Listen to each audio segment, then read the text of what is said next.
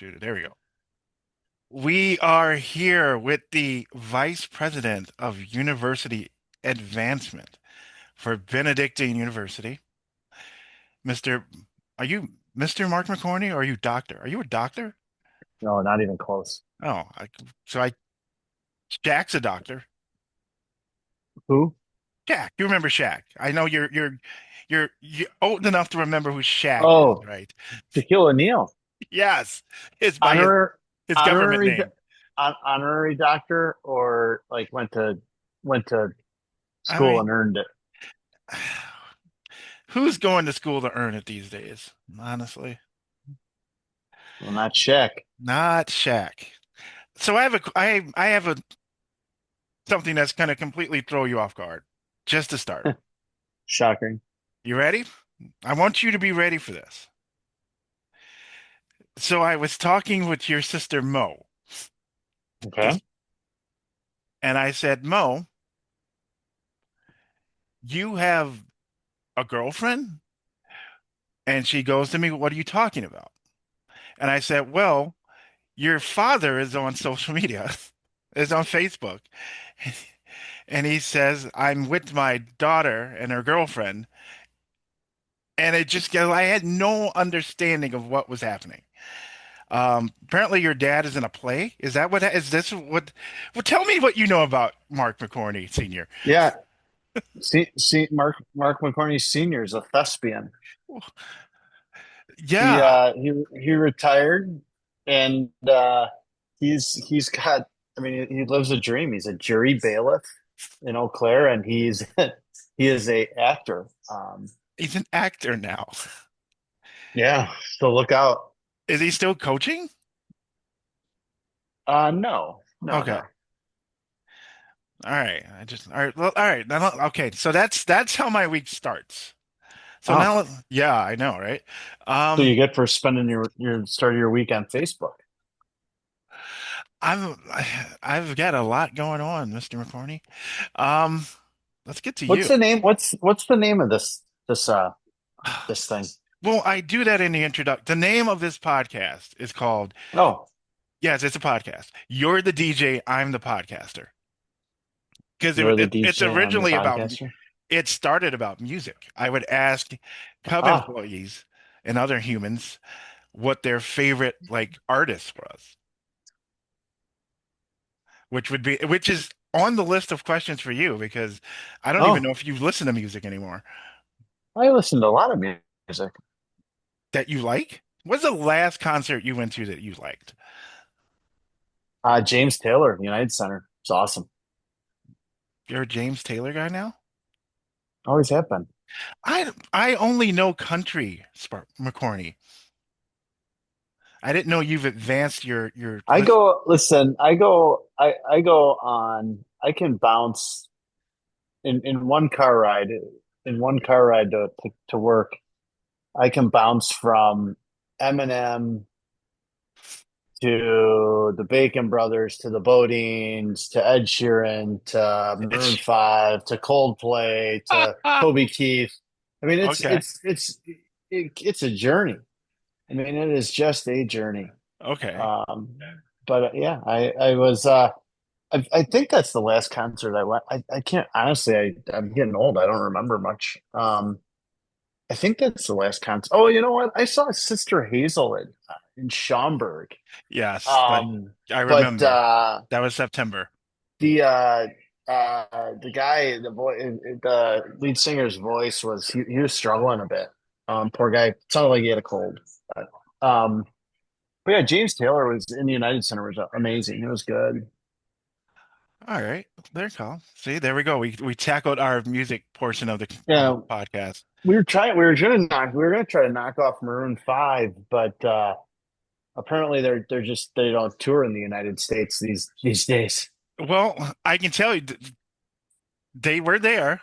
I know this because I was supposed to have a basketball practice. I was supposed to have my we had a game the next day, and all my kids, I got emails from their parents, um, literally 3 hours before practice, before a game. that, hey, we're taking all our kids to see Maroon 5. Apparently, no one Oh, had really? yeah. Wow. So Well, it's that meant, and that maybe that was last year. I don't know. no, yeah, it was this season. So it was, yeah, it was in Oh, November, December or something like that. yeah. Hey, we won the championship anyway, so that's just good coaching. Mm, There you go. there you go. So, I was if you ask Will Wade, you know who Will Wade is? I do. Will Wade, it's not the jockey, it's the horse, right? You, So I love that you keep doing this to me, because doing what? you don't know this, and I'm glad I just brought up coaching. You have no idea that you did this. When I started, it was no, when I started coaching and I became like a head coach, when I first got my head coaching thing, Mhm. I remember saying to you randomly, like I had to go find a whistle. I had to go buy a whistle. And you said a line that stuck with me from that point on, like 12 years ago to even now. It's like, why do you need a whistle? I don't need a whistle. They're not horses. Why are you blowing a whistle at these kids? Yeah. And I don't even know if I've never touched a whistle ever since. Like, never. We used to tell like I worked for a guy who would he would always get upset if our coaches would show up in like shorts and t-shirts and Okay. like stuff you coach in. Right. Um, and a wise person told me that listen, if you're at work and you're not in like work attire for the Mhm. office and you're a coach, just literally have a whistle on the back of your door, throw it around your neck, and no one will know any different because they'll think you're like headed to the floor or coming off the court or whatever. It's the smartest thing I ever heard. But How are you? I've noticed a lot of our friends um, have becoming coaches, and which is funny because I've only known you to be a coach, and then you stopped it, but now you're back well, yeah, in it again. a little bit. Yeah. I am. I coach 14U softball like Danny Hurley. You know. Yes, and like I told you before this, I was talking to Larson, who's also knee deep in coaching. Tell me, and I know you grew up a baseball player. Um, is it the coaching of your kids, or is it the coaching in general that you get the most out of right now? What do you mean? Kept my computer's dying. There we go. That's not, What was the question? this is very McHorney-like, by the way, of him moving while we're talking. Well, I didn't realize I didn't realize I was low on battery. All right. It's a very, again, professional question.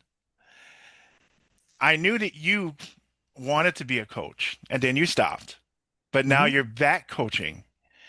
Hmm. What is are you in it because you get to coach your children and you get something out of it? Are you more into this is something I want to keep doing because I enjoy it? Because like your dad grew up a coach. Um, where are Yeah, you in the journey? I think yeah, I'll tell you, I enjoy softball much more than I did basketball, believe it or not. Really? I do. It's a quick game. Um, and I had a brief. So when I first started coaching, I was gosh, I mean, I think about how stupid I was, but I was coaching Albany High School, Yes. and we in the summer the girls coach and the boys coach um we flipped and took each other's teams in some camp stuff and some of that and the girls team was much more accomplished than our guys team was there at that time, but I remember thinking like, holy cow, there's a female athletes just absorb coaching so much more Mm-hmm. than males, and so it was one of those things where I just kind of stored it away in the memory bank, and lo and behold, years later, um, I actually, I'm not going to lie. I mean, the team I had, it started out of, the organization. We started coaching in the organization because my oldest daughter and Tina started playing, coaching in it. But now it's literally the full time family volunteer business, and so Tina's the president of the org, and the, the the group was we were in, like, my group was 8, 9 year old kids who were the sisters of the older kids or Right. whatever, and it was just mash, a mix of all sorts of crazy stuff. Um, we were in like 10U forever. It was awful. I mean, the youth, and Yeah. now we're the girls I have, and I've had they've been with some of them have been with me a number of years, but we're very fortunate. Our team is fairly competitive. I got great people around it, good families, and we're in a we've been fortunate the last couple of years to be able to pick players we want to come play for us, which is kind of nice. Um, the the benefit is I get, I obviously I'm around my kids Right. when I do that, but I do I you know I like being in the competitive ring. I guess that's the part I like the most about it. Um, and you know getting to see these players develop as softball players has been really good. That's kind of a, you know, um, but it was started out of, well, someone has to do it. Yeah. So, but it's I don't think, I mean, for something that doesn't pay you, it's awesome. I mean, it's a lot. I'm not gonna lie. Um, this is the first spring that I haven't been going at all because my youngest is now in high school. But we'll go June to about the last week of July. Okay. We'll be, in Denver, Kansas City, Indianapolis. We're fortunate enough to, um, our team got an invite to a PGF national tournament in California. We're not going to do that one this year, but it takes us all over the place. So it's fun. It's fun. Here's a question for you. Do you see parts of you and Tina in each of your children that you're like, oh my God, that's us, that's me? I Because think everyone does at I some mean, point. but I mean, it's, I have, they're two totally different kids, but yeah, for sure. I mean, because when I talk to people who know both of you, and that's a lot of people, and we think of the Frankenstein monster that's have been created, and then get to know your children, and like you're like, I wonder what personalities they're going to have. Yeah, probably. I'm not they're old enough now that I can't talk about them. Yeah, yes, yeah, I get that. You know, That's I've been, usually for school, I got to get up at the beginning of the year. We do an opening meeting, and I always have, and people who've been there long enough now know the shtick, but I always have, usually it's some story related to my oldest, and she asked Santa for corn. Yeah, she's had quite a run, and remember Phil Phillips? Remember that guy? yes. Yeah, so he played at Benedictine, and it was time during my run as AD, um, and she was a huge fan. I mean, like, crush big time. Uh, so we we got tickets. We're gonna go there early, get her set up. I got her. I got the we didn't. I got her into the meet and greet so she could meet him, Yeah. and not knowing how that was gonna go. I mean, but she. So we're walking into the arena. We went underneath to avoid. There's like a line, and this is in the height.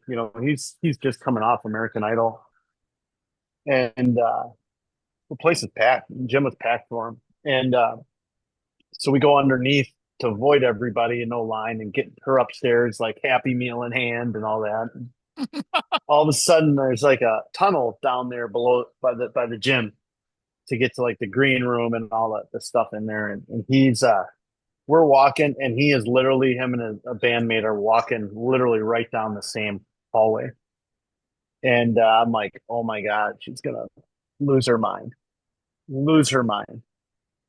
Fortunately, young kids don't, TV Philip Phillips looks much different than Different. Yeah. Yes. real life Philip Phillips. But what probably one of the coolest guys, coolest things, and so we, he opens the door for her. She gets to the top of the stairs, opens the door for him, and walks. He walks through and says thank you, and he's talking to her the whole way up the stairway, and she's got no clue. I mean, absolutely zero clue. And I tell this story, like if we could all look at the world through our children's eyes, we'd be so much better off. And so he goes his way, and I'm like, hey Aubrey, you know who that was? No, no, Dad. Yeah. So Philip Phillips. And she looked at me dead serious, and she's like, he didn't even recognize us. And this poor kid living her charmed life with a daughter of the Benedictine AD, thinking she's. Yeah. But then she gets in the line, and it's just you watch how different people work, and I've been very lucky at that place to see different celebrities in different spaces, whatever it Right. may be. And from Natalie Galbus fumbling her way through a golf outing dinner talk, uh, to this Phil Phillips guy, and he sees her, and he literally gets down on one knee, and she bolts and jumps, and he like catches her, hugs her, and all this stuff, and you just think you're like, he remembered her Yeah. from the stairwell, and it made her day. Now we have like a crumpled up picture of those two together somewhere in this house. But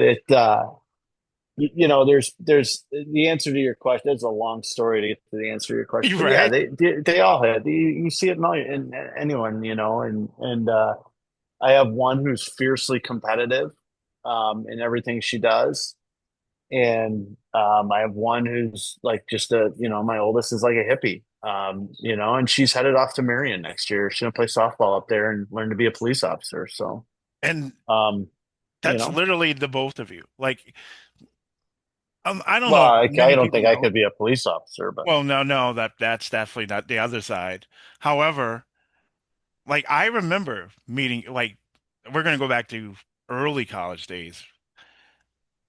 I remember how fiercely competitive you were. Like you were scared. Like you competitive McHorney is a very scary dude. He's not very nice. Let's put it that it was not very nice. I remember, and there were a couple of practices and scrimmages where it's like I don't want to play with this guy. He's a jerk right now. That's you, by the way. yeah. Well, Yeah. we had some winning to do there, didn't we? Um, We were finishing in the middle of a Lake Michigan conference for a Not even at that number of point. years, and Not even. I don't always think it's for everybody, but um, I don't know. I grew up in a different environment that way. I was lucky to play for a varsity coach who was fiercely competitive. My dad was competitive as all get out. I was raised that way. So, I think that's one um, of the things I've also taken. Like I'm very, there's different ways to coach. But if you don't show that you want to win, if you don't want, the players won't react, they won't reflect that. So yeah, no doubt. They want to know you're in it. staying back to college, and I know this. Here's another question I know you're not expecting. Hey, Wemby Um, is 21, by the way. see, what did I tell you? He's gonna get to Gotta get it. 26 by He's gonna halftime. he's got at least five free throws to go. At Yeah, least, at least. yeah. All right, so I'm gonna take you back to a college memory that I want and I need an. Let's see if you have an answer to it. Um, it's freshman year, going into sophomore year. Yeah, You that are. was like, I mean, we're like 25 I years know, ago. but I know you're going to remember Oh, it. I know wow. that we're going to split that. We were children. All right. You were super competitive, in love with basketball. I remember the exact moment you broke your wrist. Oh, yeah. Tell me, and I remember the year after. We spent that year with you after it. As someone who is, again, I talked to a bunch of other players who go through an injury like that. It was just their life is just basketball. This is their life. What did you get out of that experience? Like that year of not playing, and like what did you take out of that? Because I saw it like Well, it was so yeah. yeah. I mean, the weird part, like, well, what did I take out of it? Like, at no level should we have Russian foreign exchange students who've never played basketball on any semblance of Okay, that's rule number one. Yeah, like they like outside of you know yeah, carry yeah. carrying the clipboards and the Oh, water bottle. Like we just shouldn't probably have them out there. oh my God, that was yeah. Um, That's I oh don't know if you're like the worst part for me was you, you know um and we were recruited we at that time um we were recruited with and coach was pretty clear like he didn't really play freshmen. right. Didn't matter, right? Didn't play freshmen.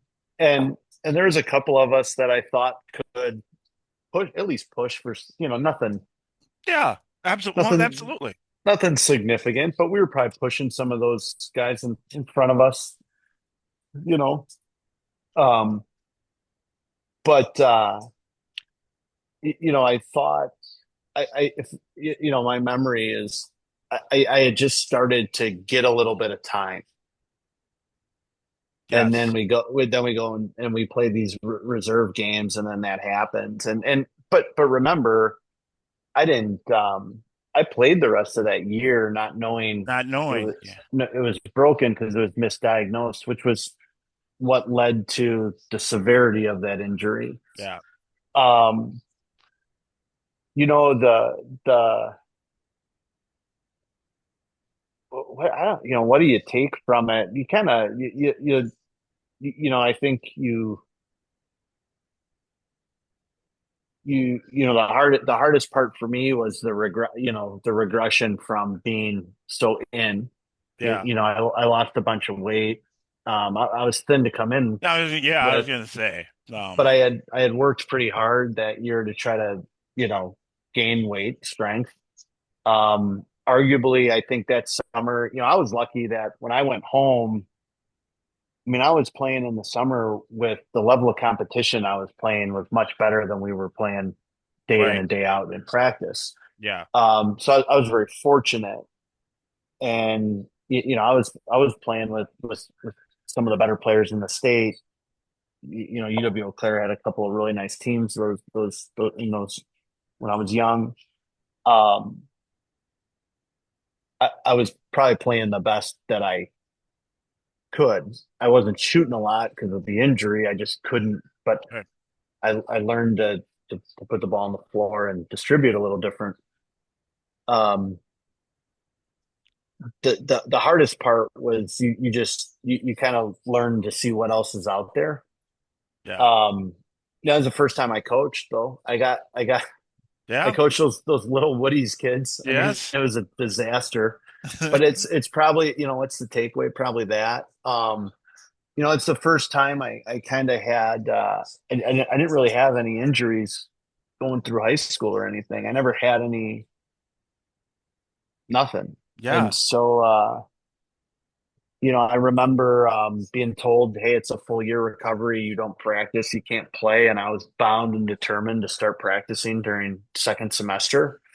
I was irritated to no end that I couldn't come back. I wasn't allowed to come back early during winter Mm. break. And I and even though I was cleared, and I was just, I mean, again, I'm a competitor, and I think I can step in and make our team better, even if I'm not, just in practice.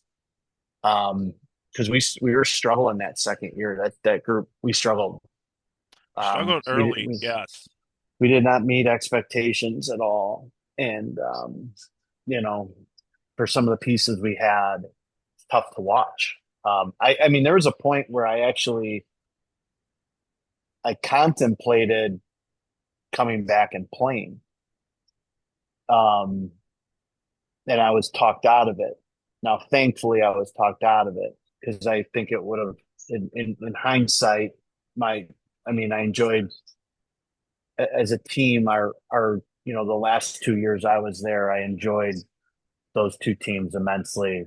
The people we had, not that I didn't enjoy the people, I always enjoyed the people we had, but you know what I mean. Yeah. We won, right? I The think we. chemistry was different. It was Oh, did we definitely win? I different. don't know if we won. Did we win? We did No. win. Did we win So back-to-back conference the championships, or did we last two share years it? you shared it one year because Edgewood cheated. Do we not? I thought we won it both. I thought we shared it both years. You shared it one year, won it one year, shared it Uh, against Edgewood, uh, but then it turned out that they they like didn't. They didn't cheat. They probably had some kid who didn't go to they class. had some kid that was ineligible who played. Yeah, Yeah. yeah. But that was the thing for me, was it was the first time I kind of went through one of those like, I'll just work my way out of this. Um, and I'm not going to be told, like, not no one else is going to set my limit, you know. Yeah. So, and my doctor had always told me, if you're if you're good, you're good. We clear you. And I mean, I had the same surgeon that basically rebuilt Tommy Moe. Remember that steer, Tommy Moe? Yes. Yeah, he like blew up his knee, and this guy was the surgeon who helped put his knee back together. So I had a pretty good surgeon. I don't know what that guy's doing in Eau Claire, but but maybe it wasn't good. That's why I was there. I don't know. But that was kind of the first thing that but I was, I also, I'll tell you what, when you're injured, it's easy to be forgotten. And um, I've had, I'm very thankful that Coach Boyle still made me be at practice, um, because, you start walking down different paths when you're not playing, you, you know, um, Yes. and, I see, you see, I was out for, basically for the year, and, but very, very thankful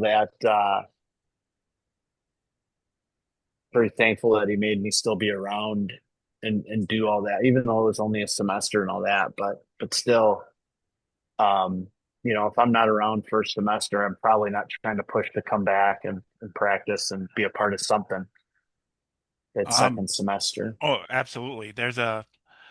So I find myself in a weird role now, what several students who currently are at Marion, believe it or not. Um, and so I went up there, I was up there about a month or two ago, and one of the kids is asking a question, and we're in this class, Dr. Gray's class, ironically enough. And this is when we were with the commissioner of the league, the Jeff guy. Legney. Yes. Yep. And one of the basketball players asked a question. And I think they made him ask it, but it was clear it was his question. Like, what do I do? I'm here for basketball. I only know basketball. I'm blah, blah, blah. What happens when I don't have basketball? And then I talked to Dr. Gray today, and he's like, these kids are struggling. They don't go to class. They're going to end up without basketball. And it's so easy to get once that, especially at that age when you're young and you this is all you know, and then it gets taken away, whether it's your choice or someone else's. It's easy to get lost if someone doesn't be like, and Boyle's, we know how Coach Boyle was, and Hammonds. Um, if they don't make you go, who knows where you are? Who knows if you're in this position right now? Yeah, I mean, yeah, I, I, Because I can tell you, for specifically from that point and then afterwards, you were, and I remember it so clear. You became like a different kind of guy. Because that's the next time I remember you look completely different. You were, you were the soccer manager, and you just, that's it's, just because I wanted to go to Boston. it's good to have goals. Yeah, Yes. I mean, it was, and then you know what? I couldn't even go. Look, who doesn't take their manager on a team trip? Isn't that like when you need them the most? That's what you would expect. I mean, Yeah. it's ridiculous. Yeah, yeah. I have a The, question. the, Go my ahead. job performance, once he told me no Boston, my job performance went Oh, way down. And then they ran out of money to pay me, and I'm like, I'm out of here. And volunteering this. yes. Um, you s- you end up at Benedictine. This journey brings you all the way to Benedictine. Um, did you expect to not only do what you've done there, like from where you started at from Fond du Lac to like Benedictine, like is this where you thought you'd ever end up in this position and as vice president of advancement? No, no, no. I mean, content with I was content with teaching you know, high teaching in high school and coaching high school basketball. That's kind of where I just felt my skill set was. Yeah, Um, you know, I learned. I mean, I learned to not coaching basketball.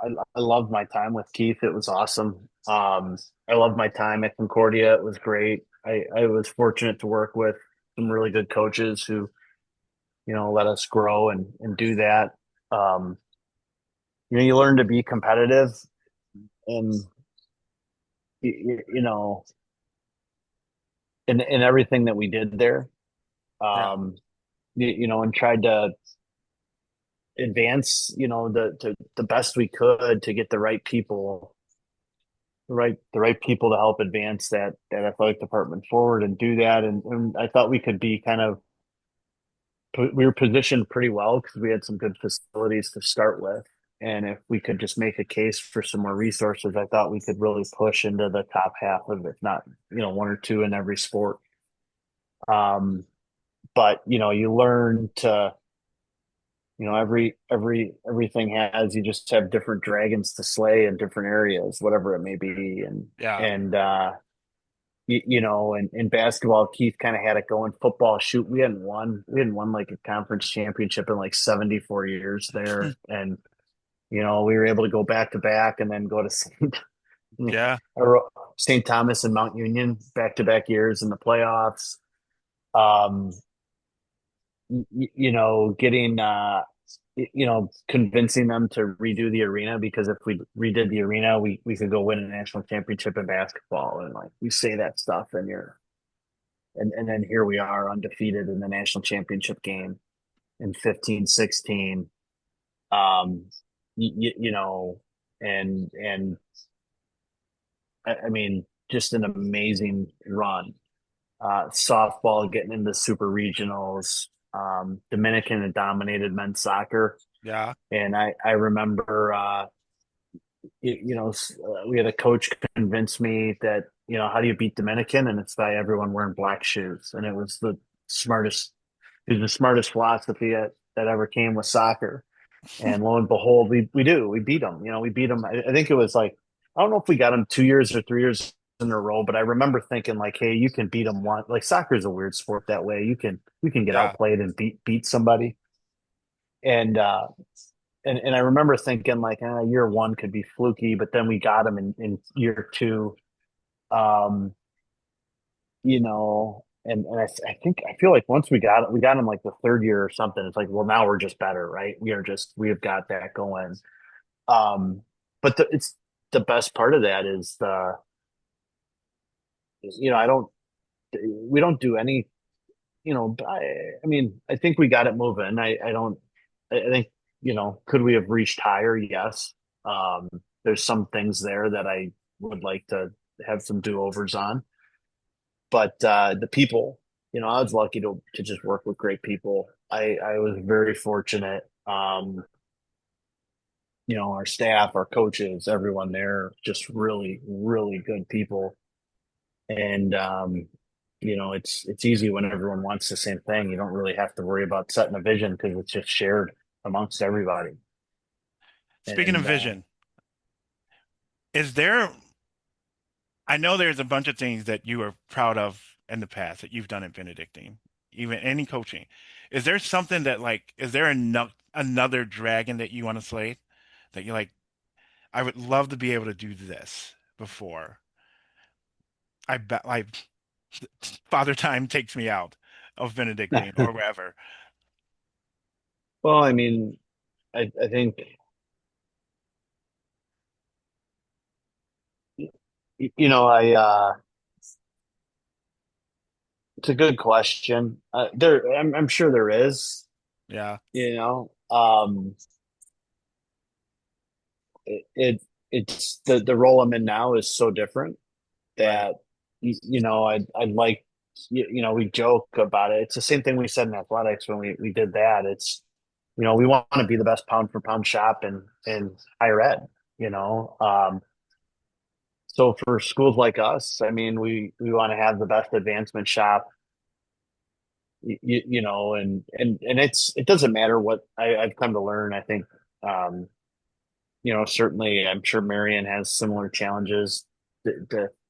Alumni are always going to have fond memories of where they're at or not fond memories. And typically, like when they're with their friends or their little group, they're always talking about the times they remember, relish, and cherish. Whenever they're with someone who works at the university, they're gonna bag on something, Yes. um and listen, like institutions, we do that to ourselves.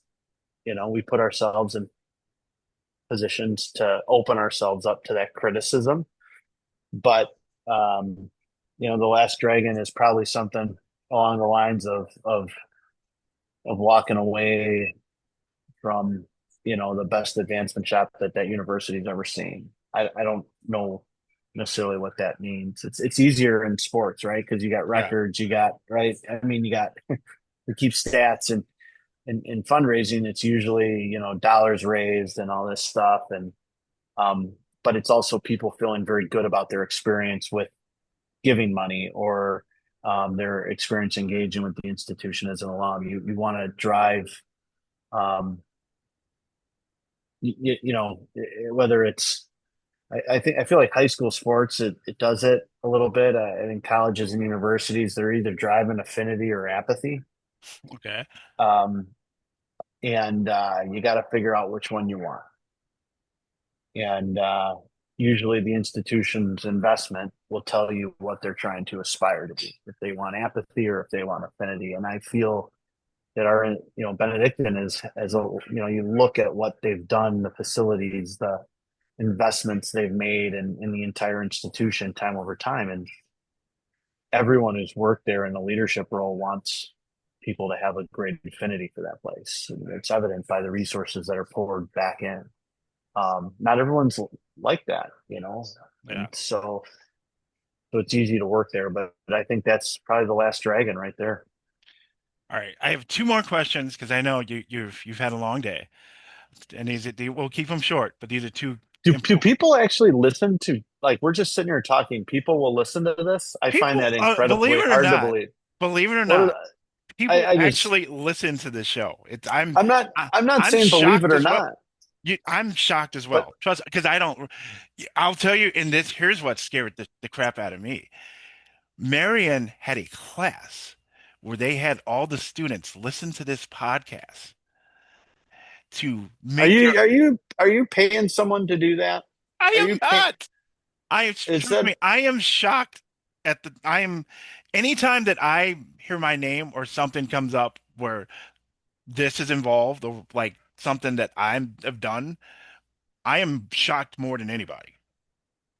So no, I am not paying anybody. I'm very blessed and very, again, shocked that some like, so okay, the so so the average class size is 13. Okay, so we got 13 people who've listened. there are at least 13 that have listened. I There's at least a I hundred or so people do who are forced to listen for the Cubs. do you, Uh, so so I literally we got some good Benedictine people working for the Cubbies too. yes, you do. One of them I talked Yeah, to almost, I just talked to her. She's having another yeah, kid. She's got another kid good, on the way. good stuff. Tell them to come back to homecoming. Well, actually, there's Um, two of them. yeah, Yeah, yeah.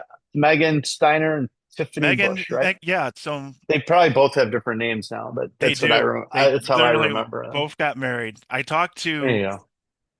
I talked to Tiffany for social media stuff. Hmm. I talked to Megan a lot more. So Megan was a basketball coach at Montini for Ah, a while, and we both she did girls, I did girls, and so we worked together. And I didn't okay. realize how into basketball she was. And like Yeah, they were yeah. Montini was a monster. Um, but yeah, they're both. Yeah, you're being represented very well for the Cubs. Um, Excellent. Well, I just find it. I've never. I I think I've listened. Seriously, I've listened to one podcast. I don't know if they're called yes, is it still a podcast it with is the still a video? podcast. It's still a Uh, podcast. I don't, and honestly, there's only certain podcasts I listen to. I don't even listen to this one, and I know there's certain ones that really hit people. So like, I had Diener on, which was a good one. And as a coach, and he came on and he explained and he said I wasn't expecting him to talk about it. Like he was like, I'm, s- I was an awful coach. I'm still an awful coach. I'm still learning by the day. And it hmm. was refreshing to hear What a someone good not. job, though. He's done just a great job there. Oh, absolutely. And it's Yeah. good that he understands that he's still learning and like his dad's there and he's still learning and learning. Mhm. And so I'll have the silly podcast and then I'll have the other ones where there's people like, all right, what can you take out of this? What did you learn from this? And that's one of them. So it goes both ways, but I'm not really a podcast person either. But there's also people who are very interested in like knowing what you're up to. I had Scooter on the other day. You don't have no idea what Scooter's done in the last 20 years, do you? No clue. Exactly. So and that's why people are like, "Oh, what has Mark McHorney been up to?" And they Um shouldn't care either. I so all right, let me get to my question so I can send you off to bed. First question. Is there a memory from college that you have? Because I have one specific that I remember of you best. Is there one memory of college or something that happened that you're like, when I was back in school, I remember this as one of my favorite moments? Because we get a lot of Marion people that listen to this. Yeah, I mean, it sounds like, look, we could, I mean, there's probably 301 things that were awesome fun that we Yeah, can't talk about. yeah, exactly. But in all seriousness, and even being younger, the takeaways, I think of, um, how lucky were we? Um, how lucky were we? And not everyone gets to have that. I think we had a really good experience. I think a lot of our experience was because we somehow, um, you know, kind of all found each other in some way. I mean, from all different backgrounds. I mean, why? How crazy? Ah, But how lucky were we that we were able to, um, connect with one another, become friends. I mean, I mean, granted, now, the only time I see Keith is when I'm driving down the highway. I've heard, Um, yes. but you, you know, but it's how lucky were we that we all kind of landed in that spot at the Yeah. same time. And I don't know, you know, did Marion helped curate that bond and friendship that we all had. But I mean, my memory, it's like, it's all this stupid, playing stickball. Maybe It's just stupid things like that, um, I remember most of that stuff more than, the weekends. It's just, you know, um, watching people cheat at PlayStation. I mean, good Lord, like, what are we doing? Um, but that's the yes. that's the stuff I kind of remember, that I take from there, and I just think how lucky. I've when we went up there to speak, that's the one thing that I mentioned to the students was that's the part of it that they should take from it. They are so lucky. Reby probably brings up stickball at least once a week. It's very funny you say that. I So think we should still play. I, it's good to say in theory, but when's the last time you played a sport? Oh, well, Yeah. does golf Okay. count? No, it does not. Listen. Look, I might be starting a pickleball here, and Oh, here we go. I got enough juice that I think I could give some of the, at least in my age, I think I Okay, could you know I think what? I could give it a run. I did run a marathon. Remember, I You had to did. run. I was that we have I pictures of it. I had to run an actual full mile because you couldn't get Oh, to where you come were supposed to on. be on Listen, time. hey, you like running. It's You fine. know, um, I retired from basketball. Where I played my last game, When Venice Beach, California. You know what court it is? it's the front from the movie. From the movie, From the movie. Yes. Woody Harrelson. Yes. You are So you are you are the Woody Harrelson of that we know. we went out there, and I mean, it was awesome. Um, I've been there twice. Couldn't get on the court the first time. When Okay. couldn't get in. Ah. Didn't fit. Okay. And so the second time I was there, I actually didn't have any intention of playing. I just went. I was there for a conference. I got in, grabbed the rental car. I'm like, I'm gonna go run on the beach. Yeah. And I mean, Venice Beach is awesome. It's just an Hmm. eclectic mess. It's awesome. And the I got in. I got on a team, and we held the court for like 4 hours. Nice. I seriously think we had more people watching the games there than at Marion. Swear to God. I mean, I mean, that sounds right. it was packed. So then that was it. I hung it up. I hung it up. So That's at the perfect time. Venice Beach courts. You know, Reevy's mom is a pickleball champion, by the way. Is she? So Would if you she need a be in my? partner, Would she be in my age division? at this point she is. Over 50, right? Yeah, Isn't everyone over like they? 50. Yeah, that's All got to right. be right. I think we can say Reevy's mom is over 50. Yes. I think we can, without a Oh, I doubt. didn't. I wasn't. I wasn't. I wasn't. I just want to know if she'd be in my age division. Yeah. I don't know Yeah. how they do that. Well, apparently she's really good. So yeah, I think she would It's like qualify. it used like senior.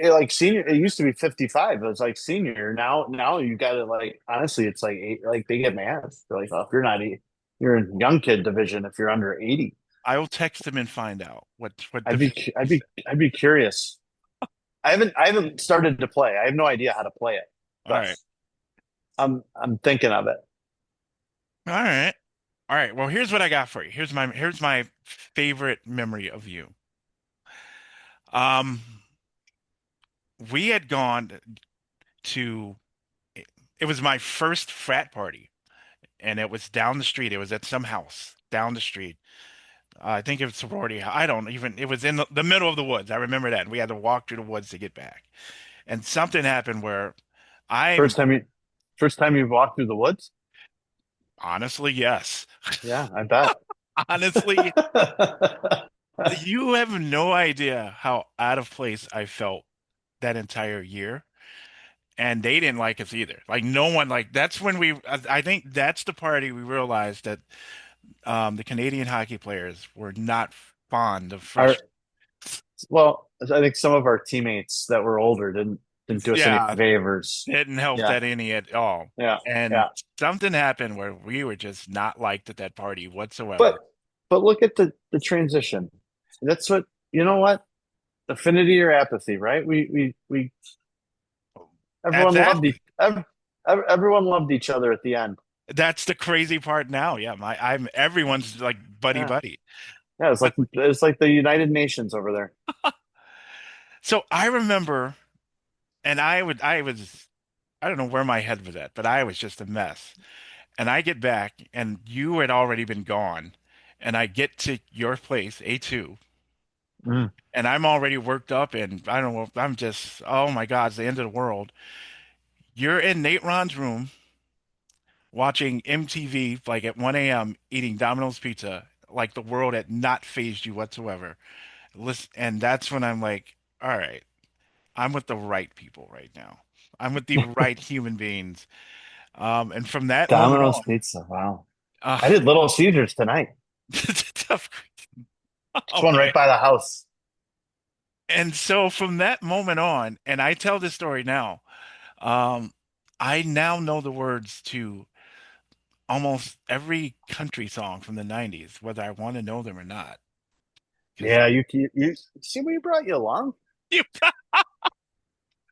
like, Gonna say they hi to just, Michael. they just come at them. Oh, look who it is. This is a live podcast. I Have you ever know. been on a podcast? Not yet. Do you think we're gonna give the Kelseys a run?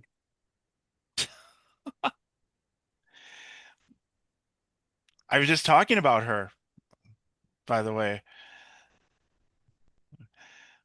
I was talking about the Draves. So we'll So get the that's other one there too.